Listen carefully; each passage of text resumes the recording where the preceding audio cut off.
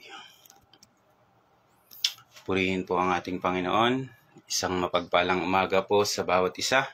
Isang karangalan po na muli pong magamit sa pagbahagi ng salita ng Diyos sa Door of Faith Church Morning Devotion. Hayaan niyo po pala na magpakilala ako kasi parang hindi pa po yata ako nagpapakilala ever since nung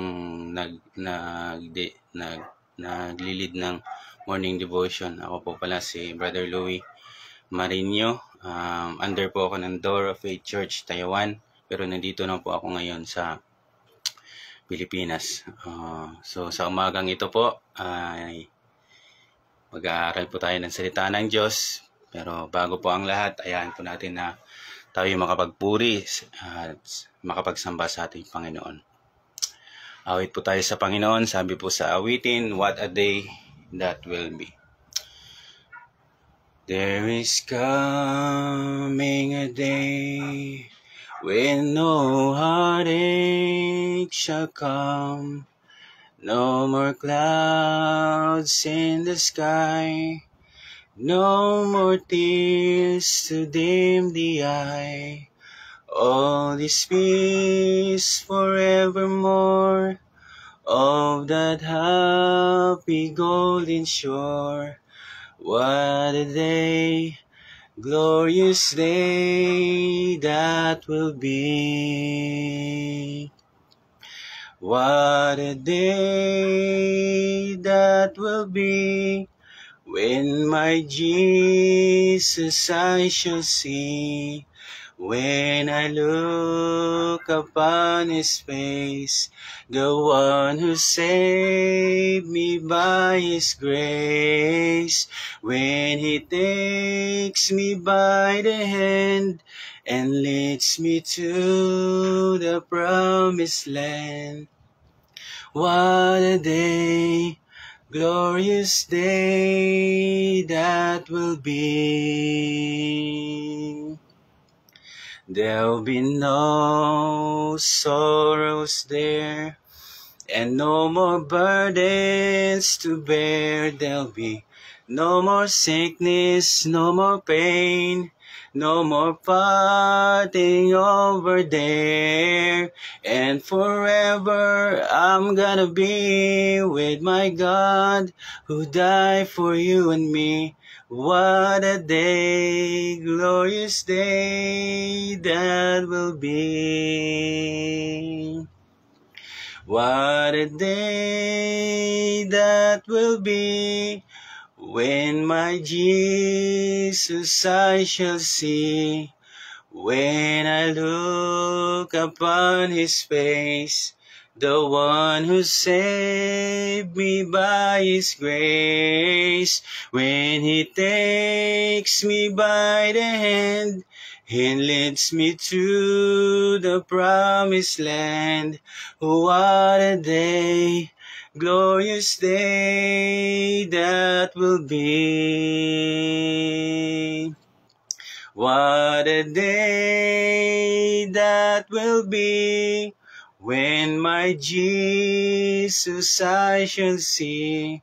When I look upon His face, the one who saved me by His grace. When He takes me by the hand, He leads me to the promised land. What a day, glorious day that will be. What a day that will be, when my Jesus I shall see. When I look upon His face, the one who saved me by His grace. When He takes me by the hand and leads me to the promised land. What a day, glorious day that will be. What a day, glorious day that will be.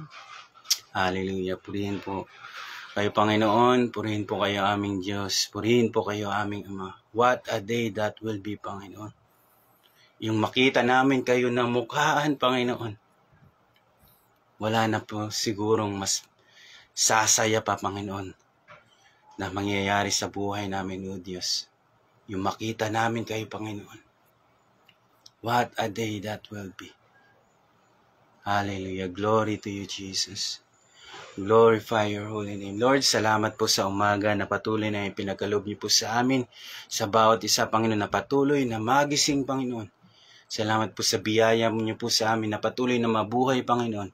Salamat po, Panginoon, sa biyaya na patuloy na mabigyan ng pag-asa ang buhay namin ito. Salamat po sa biyaya na patuloy na mabigyan ng lakas ang buhay namin ito, Panginoon. Lord, patuloy namin kayong itinataas. Patuloy namin kayong pinupuri, Panginoon. Patuloy namin kayong dinadakila, O Diyos, sa umagang ito. Ama, hinihiling ko po, Panginoon, ang iyong pagkilos, ang iyong pangunguna, ang iyong pangungusap, Panginoon. Dalangin ko po, O Diyos, maging sa mga lahat ng makikinig. Kayo po ang siyang kumilos, Panginoon, sa buong umagang ito. Salamat po sa mensahe na ibibigay niyo po sa amin, Panginoon. Pinupuri namin kayo dinadakila sa pangalan ni Jesus. Amen. Aral po tayo ng salita ng Diyos. Ang teksto po na ating babasahin matatagpuan po sa Philippus o Philippians chapter 3 verse 14.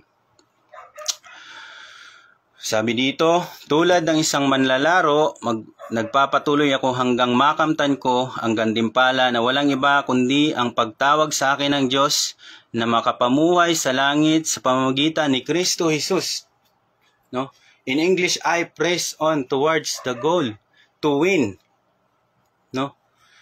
Tulad ng isang manlalaro, nagpapatuloy ako hanggang makamtan ko ang gantimpala, or I press on towards the goal to win. Alam niyo po ba na ito lang yung tanging susi natin upang makarating tayo sa langit na bayan, to press on or magpatuloy. No? Kahit si Jesus po, nung nandito pa siya sa lupa, sinabi niya sa kanyang mga tagasunod sa Matthew chapter 24 verse 13, ngunit ang manatiling tapat hanggang wakas ang siyang magliligtas. Ibig sabihin, ngunit ang sino mang magpatuloy hanggang wakas. At alam niyo po ba kung ano yung mangyayari? Doon sa, kung babasahin natin yung buong yung sa chapter 24, buong konteksto nito, mula verse 1 hanggang 13. Napakahirap po yung magiging sitwasyon. Naroon po yung merong mandaraya, merong magpapanggap na siya si Kristo. Marininig yung digmaan. Dito, digmaan doon. Tagutom, no? Sakit. Maraming mga bulaang propeta na magliligaw, which is nangyayari na po yan sa panahon natin ngayon. So paano tayo makakapagpatuloy pag ganun yung nangyayari sa buhay, sa panahon natin ngayon? No? Sabi dito ni Apostol Pablo, tulad ng isang manlalaro, inahahambing po ni Apostol Pablo, yung buhay na paglilingkod natin ay parang isang laro o nakikipaglaro. Hindi po laro na games po. Sports po ang tinutukoy dito. Kumbaga tayo isang atleta. Inihahambing ni Apostol Pablo yung paglilingkod natin sa Panginoon ay parang tulad ng parang isang atleta. No? Tayo isang atleta. At ang coach natin po, kilala na po siguro natin kung sino yung coach natin. Ang Panginoon. At ang lahat ng nakasulat dito sa Biblia, yun yung instruction natin. Instruction ng Panginoon sa atin. No? Yung mga pagsasanay na gagawin natin. Kasi pag hindi naman tayo sasabak sa paligsahan, hindi tayo nag-i-ensayo, di ba po? Meron pa tayong gagawin na training. So ang ating Panginoon yung coach natin bilang isang atleta. Hindi literal na atleta po kasi inihambing lang po ni Apostol Pablo yung paglilingkod natin sa Diyos na para bang tayong isang atleta. So, sa anong sports kaya natin maihahambing tong paglilingkod natin sa Panginoon? track and field, obstacle race. May binanggit po si Apostol Pablo sa unang Korinto chapter 9 verse 24 to 5. Sabi dito ni Apostol Pablo, sa ating pagsunod sa Diyos ay para tayong mananakbo. Alam ninyo na sa isang takbuhan marami ang sumasali, ngunit isa lang ang nananalo. Kaya pagbutihin ninyo ang pagtakbo upang makamit ninyo ang gantimpala. Ang bawat manglalaro ay nagsasanay ng mabuti at dinidisiplina ang sarili upang makamit ang gantimpala. Ginagawa niya ito para sa gantimpalang hindi nagtatagal, ngunit ang gantimpalang hinahangad natin ay magtatagal magpakailanman. No? Sa larangan ng sports, di ba, merong award, merong first, merong champion, merong medal. Pero ang sinabi ni Apostol Pablo, sa paglilingkod natin, higit pa doon sa medal yung matatanggap natin. No? Mga kapatid, higit pa doon. Pag nagpapatuloy tayo, if we press on towards our goal. At ano po yung goal natin? Ano po yung makakamta natin? Tulad po ng yung sinabi sa awitin kanina, when my Jesus I shall see. Makita natin ang Panginoon ng mukhaan po. Yun yung magiging gantimpala natin. Yung makapiling natin yung Panginoon. Sabi pa dito ni Apostol Pablo, kaya nga may layunin at direksyon ng aking pagtakbo. Kumbaga sa isang boksingero, hindi ako sumusuntok sa hangin. Dinidisiplina ko ang aking sarili, ang aking katawan, at sinusupil ko ang masasamang pagnanasa nito dahil baka pagkatapos kong ipangaral ang magandang balita sa iba ay ako pa ang hindi makatanggap ng gantimpala mula sa Diyos. No? Bawat isa sa atin, no? Sinusupil natin ang ating sarili. Sinusulit natin ang ating sarili sa harapan po ng Panginoon. Hindi si pastor lang ang magdadala sa inyo sa harapan ng Panginoon, kundi yung bawat sarili natin. Kahit si pastor, sinusulit din yung sarili.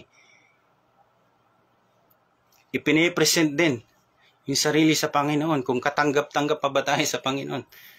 No? So, sa isang paligsahan, hindi naman natin lingid na merong obstacles. No? Merong hindrance. No? So, sa buhay naman natin paglilingkod, ano kaya yung posible na magiging obstacle sa paglilingkod natin? Na posibleng magiging hadlang sa paglilingkod natin. So may apat na bagay na maaaring na maghahadlang sa atin sa paglilingkod. Una po, problema. Number 1 po, problema. Magiging hadlang sa pagpapatuloy natin. No? Ano po yung meron sa problema? Pamilya, relasyon, kalusugan, meron nagkakasakit, sakit, o kung ano pa man. No, ano yung nagiging problema sa buhay natin? Sino po bang walang naging problema dito? Sino po bang nabuhay dito sa mundo mula nang nagkaisip, hindi nagka-problema? Diba po, kalakip na po talaga yung problema sa buhay natin. Pangalawa po, sanlibutan. Sanlibutan. Worldly wanderings. No, anong meron sa mundong ito? Sabi sa awit, yung I've got too much behind me. I've got too much behind me to let this world blind me. To some, sa sanlibutang ito, pangalan lang yung salitang Panginoon. Pero sabi sa kanta, but to me, He's my everything. No? Anong meron sa sanlibutang ito ngayon?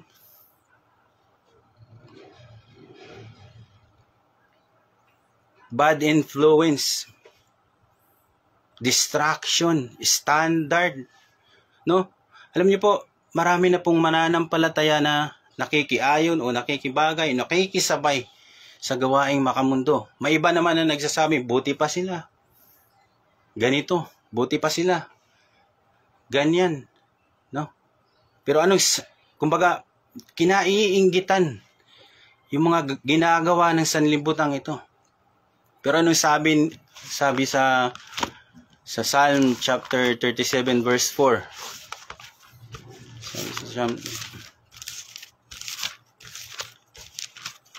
Psalm chapter 37 verse 1 to 4 po pala, sorry. Sabi dito, huwag kang mayamot sa masasama o mainggit man sa ginagawa nilang kasamaan. Dahil tulad ng damo, sila'y madaling matutuyo. At tulad ng sariwang halaman, sila'y malalanta. Ito po yung nais ng Panginoon natin gawin. Magtiwala ka sa Panginoon at gumawa ng mabuti. At mananahan kang ligtas at payapa sa lupain. At sa Panginoon mo hanapin ang kaligayahan at ibibigay niya sa iyo ang ninanais mo. No? Huwag yung makita mo yung standard ng mundo. Sila yumayaman na. Panginoon, yumayaman na sila, Panginoon. Buti pa sila, Panginoon. Meron silang ganito, sports car. Naglilingkod naman ako sa inyo, Panginoon. Pero bakit ganito yung sitwasyon ng buhay ko? Standard. Yung pinopromote ng mundo ngayon. Pera. Yaman. No? Nagiging hadlang po ito. Isa din po ito sa nagiging hadlang sa pagpapatuloy natin sa paglilingkod. Nahahati kasi yung isipan natin eh. Nagiging pride kasi yung pera. O kung anumang bagay na meron tayo.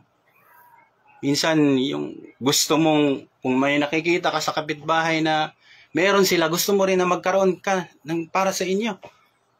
Gusto mo rin na magkaroon ng sarili mo. So, pupursuhin mo. Yung iba, hindi kaya, gagawa ng idadaan sa masamang paraan para makamtan yung bagay. No? Pangatlo po, na hindrance o obstacles na posibleng magiging hadlang sa paglilingkod natin, kaaway po. Sino ang kaaway natin? Si Satanas. At sino ang gagamitin ni Satanas? Na upang pag-away-awayin tayo. Minsan sa pamilya natin, sarili nating pamilya. Minsan sa kaibigan natin, yung pinakamalapit sa iyo. Minsan sa katrabaho natin po. Pag-aaway-awayin ni Satanas. No?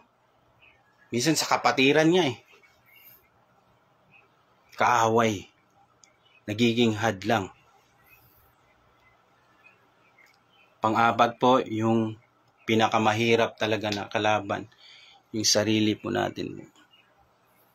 Yung sarili po natin. Nagiging hadlang minsan yung sarili natin sa paglilingkod sa Panginoon. Ano meron sa sarili natin? No? Mga pagnanasa, pride, inggit, katamaran. No? Ang hirap lapitan ng ganitong klaseng tao pag umiiral yung sarili.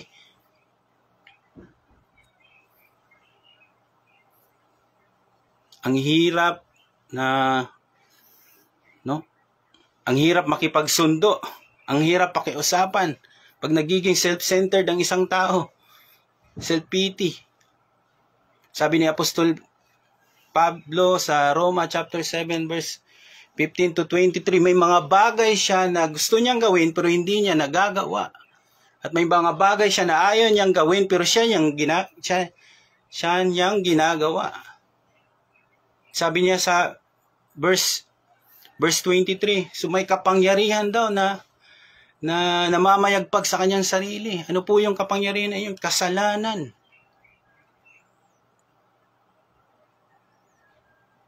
So, ano po ba yung dapat nating gawin? Pag dumating tayo sa ganitong punto o upang maiwasan natin ang mga ganitong sitwasyon sa buhay natin. Ang una pong nating dapat gawin, talikuran or kalimutan muna natin yung nakaraan sa buhay natin. Sabi ni Apostol Pablo sa Philippians chapter 3 verse 13, outras lang po tayo ng isa dun sa main verse natin. Sabi ni Apostol Pablo dito, mga kapatid, hindi ko sinasabing naabot ko na ang ganap na buhay, ngunit ito ang ginagawa ko ngayon. Kinakalimutan ko ang nakaraan at pinagsisikapan kong makamtan ang nasa hinaharap. No? Kinakalimutan po ni Apostol Pablo yung nakaraan, yung dating buhay, yung dating pag-uugali, sakit, kabiguan. Meron ba ditong nabigo na gusto pang mabigo ulit? O meron ba ditong nadapa na gusto pang madapa ulit? Hello? Move on. Move on na tayo sa ganun. No? Press on nga eh. Move forward. Kalimutan ang nakaraan. Kalimutan ang nakaraan. May pangyayari sa Biblia, yung sa panahon pa ni Abraham, yung kanyang pamangkin, asawa ng kanyang pamangkin, yung gugunawin po yung Sodom at Gomorrah. No? In-instructionan sila ng Panginoon na huwag lumingon. Pero yung asawa ni Lot, lumingon. Naging haliging asin po yung kanyang asawa. Bakit siya lumingon? Kasi nandun yung nagsasatisfy sa kanya eh. Sa lugarin po ng Sodom at Gomorrah. Nandun yung kayamanan niya eh. Nandun yung nagpapasaya sa kanya.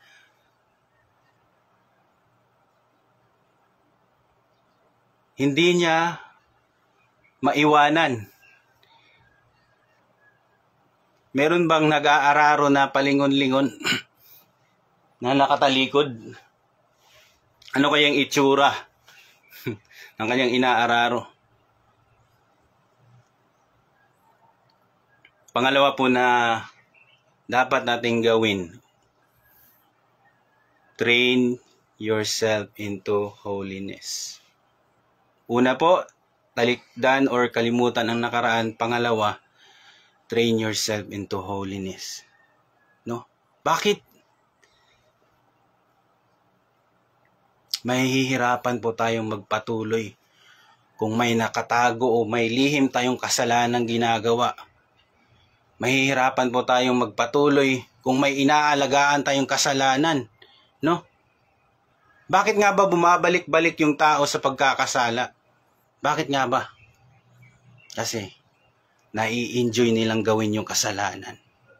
Nai-enjoy nilang gawin yung hilig ng laman. Kaya hindi maisuko-suko. Pero ano yung dapat nating gawin upang labanan ng kasalanan? No? Train ourselves into holiness. Magpakabanal tayo. Sabi ni Apostol Pablo sa unang Timothy chapter 4 verse 7 to 8.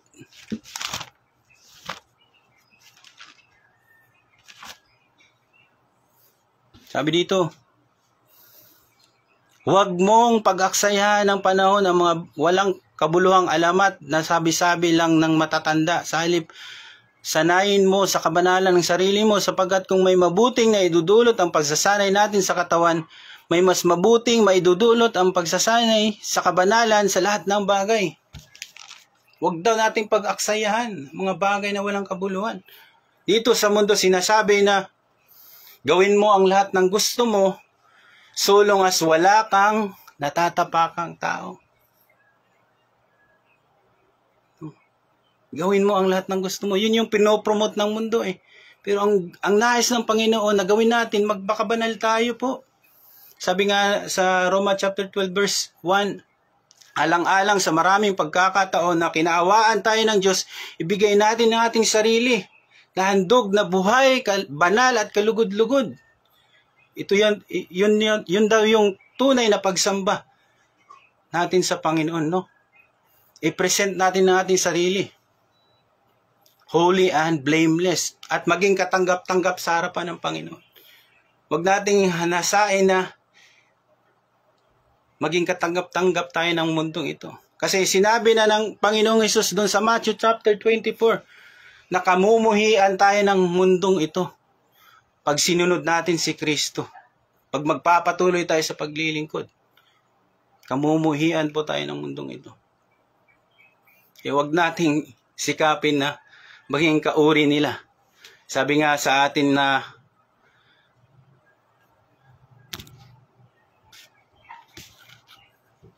Sabi nga po sa atin, di ba? Laging binabanggit sa revival na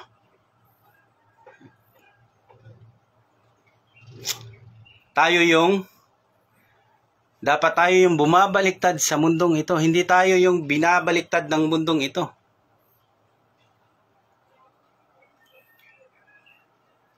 Pangatlo po na dapat natin gawin, focus on our goal. Focus on our goal. Sabi po sa Colossians chapter 3, verse 1 to 4. No? Ano yung ifo-focus natin? Binuhay nga kayong muli kasama ni Kristo. Kaya sikapin ninyong makamtan ang mga bagay na nasa langit, kung saan naroon si Kristo na nakaupo sa kanan ng Diyos. Doon ninyo ituon ang isip nyo at hindi sa mga makamundong bagay, sapagkat namatay na kayo sa dati ninyong buhay at ang buhay ninyo ngayon ay nakatago sa Diyos kasama ni Kristo. Si Kristo ang buhay nyo, at pagdating ng panahon na nahayag na siya, mahahayag din kayo at makikibahagi sa kapangyarihan niya at karangalan. No? Yun yung doon natin ituon yung ating kaisipan po. Yung makarating tayo sa langit na bayan. Sabi ni Apostol Pablo sa Philippians chapter 3 verse 8, atras lang po tayo ng konti. Sa main verse natin, Philippians chapter 3 verse 8, sabi niya, at hindi lang iyan, para sa akin ang lahat ng bagay ay walang halaga kung maiaambing sa pagkakakilala ko kay Kristo Jesus na aking Panginoon. Itinuring kong parang basura ang lahat ng bagay, makamtan ko lang si Kristo. No, yung mga bagay na pinapahalaga ng mundong ito, itinuring ni Apostol Pablo na basura. Yung mga nangyari sa kanya nung naglilingkod siya dito sa mundong ito. No, hindi naman lingid sa atin kung babasahin natin yung naging buhay ni Apostol Pablo, hindi po naging madali. Pero lahat ng yun, mabuting bagay, pangit na bagay, itinuring niya pong basura. Makamtan lang si Kristo. Makamtan lang si Kristo. 2 Corinthians chapter 4 verse 18.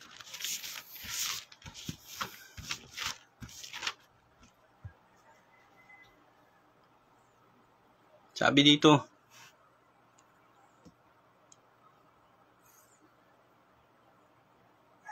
kaya hindi namin pinapahalaga ng mga bagay na nakikita sa mundong ito, kundi ang mga bagay na hindi nakikita, sapagkat ang mga bagay na nakikita ay panandalian lamang, pero ang mga bagay na hindi nakikita ay walang hanggan. No? Naglilingkod sila sa Panginoon ng panahon nila. Kung babasahin po natin ang buong itong chapter 4 verse 1 hanggang 18, kung babasahin po natin dito, hindi po naging biro yung paglilingkod nila. Marami pong merong persecution. Persecution po yung pinaka-known na nararanasan nila. Pero sa kabila ng persecution na nararanasan nila sa panahon nila ng paglilingkod nila sa Diyos, ay nakakapagpatuloy sila. Bakit? Itinuturing nilang kayamanan, kung babasahin po na dito, itinuturing nilang kayamanan yung pagbabahagi ng salita ng Diyos. Itinuturing nilang kayamanan yung mga tao na nakatanggap ng salita ng Diyos. Itinuturing nilang kayamanan yung mga taong nabigyan ng panibagong buhay. Hindi yung mga bagay na nakikita ng ating mata, mga bagay na nagsasatisfy sa atin, sa ating laman. No? Yun yung itinuring na kayamanan nila Apostol Pablo. Ganon din nawa yung magiging yung nasain natin. Nagpasalamat nga tayo sa Panginoon. Sa panahon natin ngayon, hindi natin naranasan yung naranasan nila noon. Napakaluwag po ng paglilingkod na ginagawa natin sa panahon ngayon.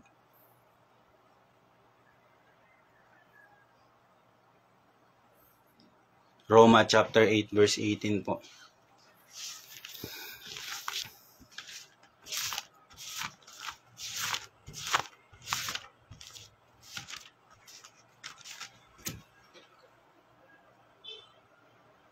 Para sa akin, ang mga paghihirap sa buhay na ito ay hindi maihahambing sa napakagandang kalagayan na mapapa sa atin bilang balang araw. Naglilingkod tayo sa Panginoon.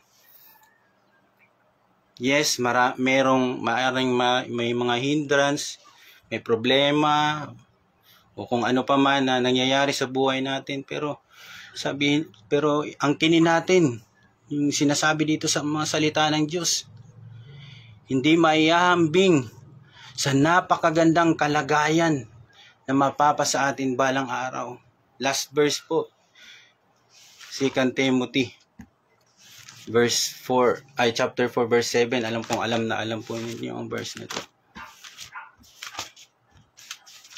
Huling mensahe ni Apostol Pablo kay Timothy.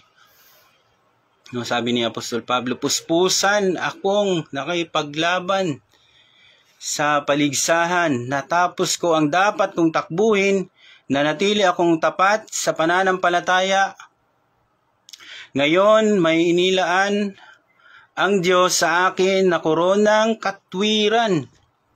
Ibibigay ito sa akin ng makatarungang Panginoon sa araw ng paghuhukom niya, at hindi lang ako ang bibigyan, kundi maging ang lahat ng nananabik sa pagbabalik niya. Sabi niya kay Timothy, I have fought the good fight of faith. Natapos ko na ang takbuhin ko, Timothy. Nung hatulan ng kamatayan ng si Apostol Pablo, hindi niya ikinalungkot yung kamatayan na sasapitin niya. Pero sinabi niya kay Timothy, makikita ko na ang Panginoon na mukhaan. Susuotan na ako ng korona ng Panginoon para rangal. Ano yung sabi sa awitin kanina?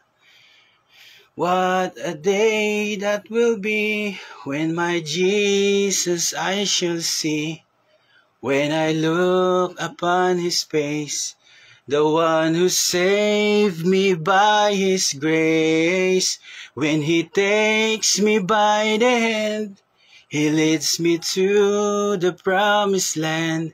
What a day, glorious day that will be. Alam niyo po ba, sa langit, sabi dun sa awitin, there'll be no sorrows there. No, wala na dong lungkot doon. And no more burdens to bear. Wala nang pasanin. No more sickness. Wala nang sakit. No more pain. Wala nang karamdaman. No more parting over there. Wala nang paghihiwalayan. And forever, I'm gonna be with the one who died for me. No, what a day, glorious day that will be. Alalahanin po natin na ang Diyos, bumaba po siya dito sa lupa, iniwan niya yung langit. Iniwan niya po yung langit.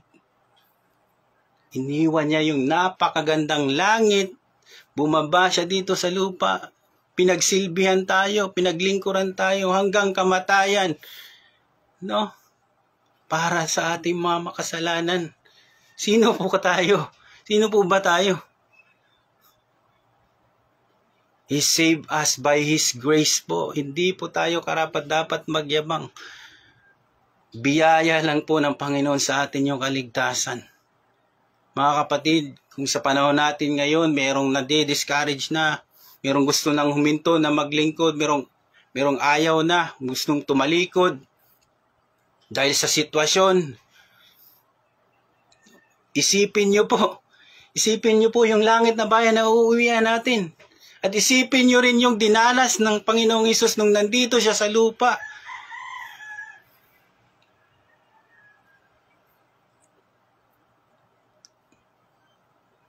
Hallelujah. Lahat po ng hirap naranasan ng Panginoon dito sa lupa. mararanasan din po natin. Pero isang bagay ang sinabi ng Panginoon, napagtagumpayan ko na yan. Mapapagtagumpayan din po natin. Amen? Hallelujah. Salamat po sa salita ng Diyos. Yun lamang po ang mensahe sa atin ng Panginoon sa umagang ito. Hallelujah. What a day that will be. What a day that will be when my Jesus I shall see. When I look upon His face, the one who saved me by His grace. When He takes me by the hand, He leads me to the promised land. What a day, glorious day that will be. What a day, glorious day that will be. Lord, yung makita namin kayo na mukhaan, Panginoon. Wala nang masasarap o masasaya pa. Salamat po, Panginoon. Salamat po sa mensahe na ibinigay niyo po sa amin sa umagang ito. Nawa, Panginoon, na matulungan niyo po ang bawat isa sa amin, Panginoon. Sa panahon namin ngayon, Panginoon, nararanasan na po yung hirap, Panginoon. Financially, physically, Panginoon.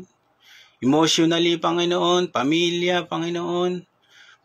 Lord, tulungan niyo po, Panginoon, ang mga kapanatili, ang bawat isa sa amin, Panginoon. At tulungan niyo rin po, Panginoon, ng aming kaisipan, Panginoon, sa inyo. Na kayo ang hanapin namin, Panginoon. Sa kabila ng lahat ng sitwasyon na pagdadaanan, Panginoon. Kayo yung iisipin namin, Panginoon. Na pagtagumpayan niyo na po ang mundong ito. At pagtatagumpayan niyo rin po kami, Panginoon. Maraming salamat po, O Diyos. You deserve all the glory, Lord. You deserve all the praises and honor. Sa inyo ang lahat ng kapurihan, Panginoon. Sa inyo ang lahat ng kadalikilaan, Panginoon. Kaluwalhatian at karangalan. Sa pangalan ni Jesus. Amen. Amen.